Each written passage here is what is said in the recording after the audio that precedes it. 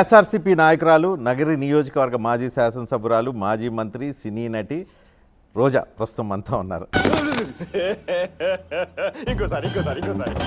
Designations అయితే చాలా వచ్చినాయి. మీరు ఒకప్పుడు రాజకీయాల్లో ఫైర్ బ్రాండ్.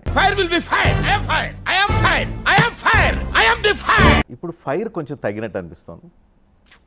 మీకు ఎందుకో అన్ని నెగటివ్గా అనిపిస్తాయి. ఎప్పుడు చూసినా రోజా చుట్టూ ఉంటుంది రాజకీయం.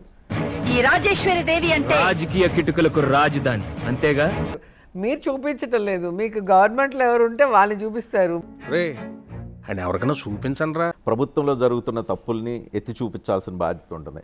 నిరంతరం ప్రజలతో ఇన్వాల్వ్ అవ్వాలి. వీటి గురించి మీకు కూడా తెలిసే ఉంటుంది.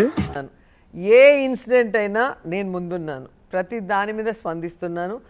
అంటే అది చూసుకుందాం. మాట్లాడితేమో ఈ రోజాకి పని పాట లేదు, ఎప్పుడూ మాట్లాడుతూనే ఉంది అని మీరే అంటారు.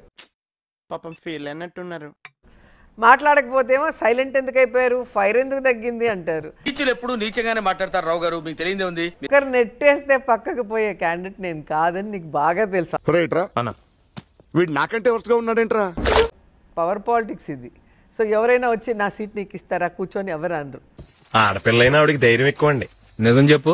బాగా పొగరండి. ఇది కరెక్ట్. ఓకే, మీరు ఈవీఎంలు అంటున్నారు. ఇప్పుడు విజయ్ గెలిచాడు. విజయ్ కూడా ఈవీఎంలలో గెలిచాడు. ఏం చెప్పావురా? మీరు అందరూ జగన్మోహన్ రెడ్డి కళ్ళల్లో ఆనందం చూడటం కోసం చంద్రబాబు నాయుడిని, లోకేష్ని, పవన్ కళ్యాణ్ని తిడుతూ ఉంటారు. ఏది నోటుకొస్తే అది మాట్లాడక జగన్మోహన్ రెడ్డి నిజంగా ఒక గొప్ప నాయకుడు. ఏమో నాకు అలా అనిపించడం లేదే. ఆయన దగ్గర వర్క్ చేయడానికి మేము గర్వపడుతున్నాం. విన్నావా?